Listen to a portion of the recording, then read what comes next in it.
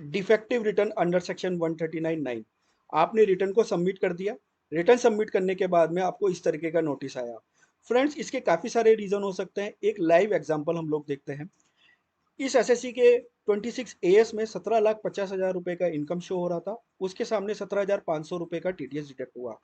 17,50,000 का जो इनकम था वो एक्चुअल में प्रॉपर्टी सेल की थी। फ्रेंड्स, इसके अंदर दो सेलर थे और बायर एक था।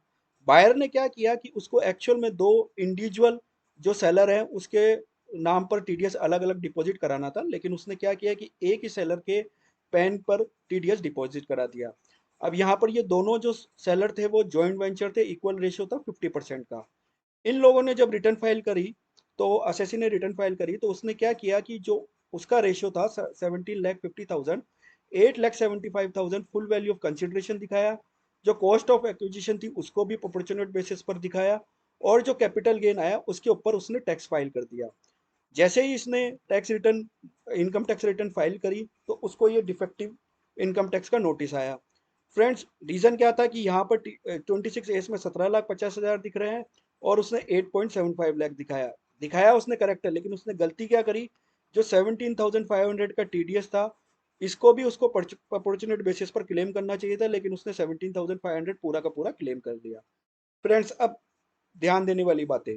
सबसे पहले तो ये डिफेक्टिव रिटर्न का नोटिस आएगा कहाँ पर? ये डिफेक्टिव रिटर्न का नोटिस पेंडिंग एक्शन में जाकर आपको ई प्रोसीडिंग में दिखाई देने वाला है। दूसरा, ध्यान रखिए कि ये केवल आपके मेल या मैसेज पे आता है, कई बार हम लोग ध्यान नहीं देते हैं।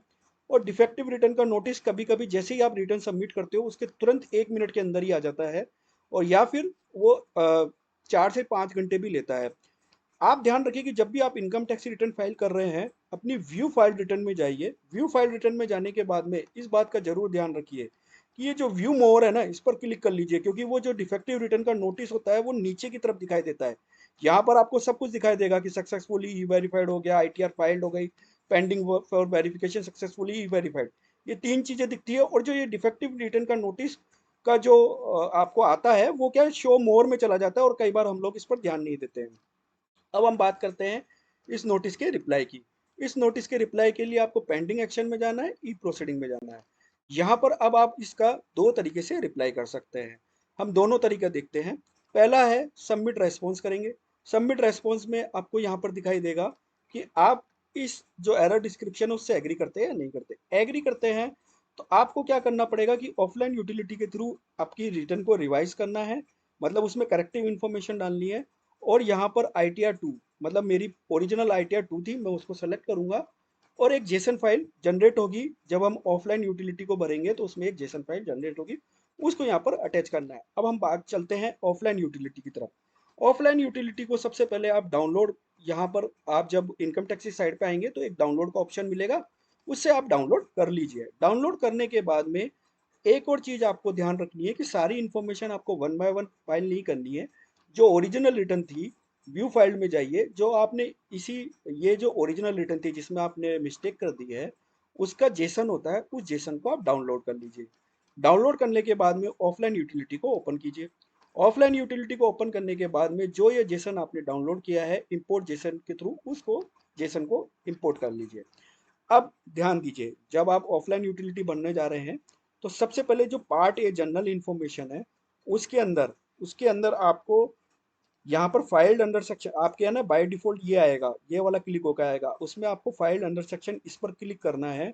और जो आपको नोटिस मिला है, जैसे मुझे 139(9) का नोटिस मिला है तो मैंने उसको सेलेक्ट कर लिया। सेलेक्ट करने के बाद में ये आपसे दो चीजें पूछेगा।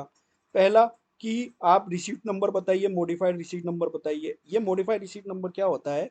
आपने जो इनकम टैक्स रिटर्न फाइल की है उसका जो एक्नोलेजमेंट आता है, उस एक्नोलेजमेंट को ही आपको यहाँ पर डालना है। ये पेंडिंग एक्शन में जाकर ई प्रोसीडिंग में अगर आप देखेंगे तो ये जो एक्नोलेजमेंट नंबर है रिटर्न का, उसको आपको यहाँ पे डालना है। उसको डालने के बाद में एक और इन्फॉर्मेशन जो आपको डालनी है वो होता है डॉक्यूमेंट आइडेंटिफिकेशन नंबर। बेसिकली जो नोटिस का आइडेंटिफिकेशन नंबर होता है वो आपको यहाँ पर डालना है। तो व्यू नोटिस करने के बाद में ये आइडेंटिफिकेशन नंबर है, ये आपको यहाँ पर डालना है। आप जैसे ही इसको डालेंगे तो ये एक एरर देगा कि ये मैक्सिमम 23 डिजिट तक ही ले सकता है, जबकि आप 28 का डाल रहे हो। तो जो लास्ट के 5 डिजिट है आप उसको डिलीट कर दीजिए। फिर आपने जो ओरिजिनल रिटर्न भरी थी उसकी डेट, और जो आपने जो नोटिस आया है उसकी डेट आपको यहाँ पर डालनी है। अब बात करते हैं कि हमारा मिस्टेक क्या हुआ। मिस्टेक मिस्टेक अब हम डायरेक्ट क्या है कि जिसका हमको रिजोल्यूशन करना है उस वाली शीट को ओपन करेंगे, क्योंकि बाकी की सारी इंफॉर्मेशन जो है इसमें ऑलरेडी फिल होके आती है। हम लोगों को केवल वही देखना है जो हमारा जो हमारे हमारे इसमें प्रॉब्लम हुई है। तो हमारे इसमें प्रॉब्लम हुई है टीडीएस के अंदर, कि हमने टीडीएस जो है वो पूरा का पूरा क्लेम कर लिया। अब यहाँ पर हम लोग आते हैं नीचे, जो टीडीएस हमारा गलत क्लेम हुआ था, गलत क्लेम का रीज़न भी बता देता हूँ। इसके अंदर हुआ क्या था कि 17,500 डिडक्ट हुआ, 17,500 ही हम लोगों ने क्लेम कर लिया, और उसके कोरस्पॉन्डिंग इनकम 17,50,000 दिखाई। इसको अब मैंने करेक्ट कर दिया है। अब मैंने क्या किया कि जो क्लेम है अदर पर्सन का, उसका इनकम दिखा दिया 8,75,000, और उसको टीडीएस भी ट्रांसफर कर दिया, और जो मैं कोरस्पॉन्डिंग रिसीव्ड है 8,75,000 इधर दिखा रहा हूँ। फ्रेंड्स, इसको दिखाने के बाद में हमको क्या करना पड़ेगा कि यहाँ पर जो है आपको इधर आना है। इधर आने के बाद में आपको ये जो कंप्यूट टैक्स होता है, कैलकुलेट टैक्स होता है, इस पर क्लिक करना है, जनरेट जेसन करना है। अगर कोई एरर नहीं आया तो जेसन जनरेट हो जाएगा, और उसको सेव करना है। सेव करने के बाद में उस जेसन फाइल को जब आप सबमिट रेस्पॉन्स करोगे, सबमिट रेस्पॉन्स करने में अगर आप एग्री करते हैं तो एग्री पर क्लिक करके, जैसे हम लोगों ने बताया कि ऑफलाइन यूटिलिटी ITR 2, और उसको आपको यहाँ पर अटैच कर देना है। अटैच करने के बाद में आपको उसको सबमिट कर देना है।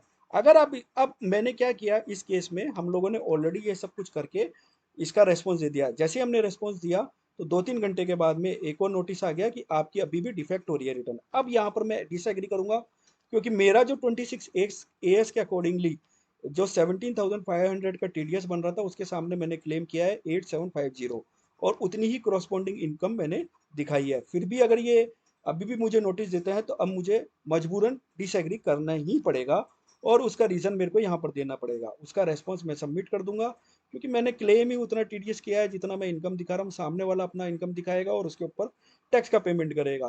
तो ये मुझे नहीं समझ में आया कि इन्होंने वापस से क्यों एरर दिया। ये क्या इनके साइड से कोई अर्थमेटिकल एरर है, सिस्टम की एरर है?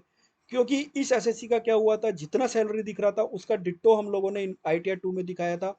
बस गलती क्या हुई थी कि जो कैपिटल गेन की रिसीट थी उसको उन्होंने प्रोपोर्शनल बेसिस पर कम कर दिया, लेकिन टीडीएस पूरा क्लेम कर लिया। अब तो हम टीडीएस भी कम क्लेम कर रहे हैं, प्रोपोर्शनल बेसिस पर ही क्लेम कर रहे हैं। इसके अलावा इनकी कोई इनकम ही नहीं है, फिर भी ये उठा के बार बार यही नोटिस दे रहे हैं। तो इससे क्या होता है कि एसएससी भी फ्रस्ट्रेट होता है, और जो उसका प्रोफेशनल पर्सन होता है, जो उसकी रिटर्न भर रहा है, उसको भी अपना टाइम इन्वेस्टमेंट करना पड़ता है और इसके ऊपर रिप्लाई करना पड़ता है।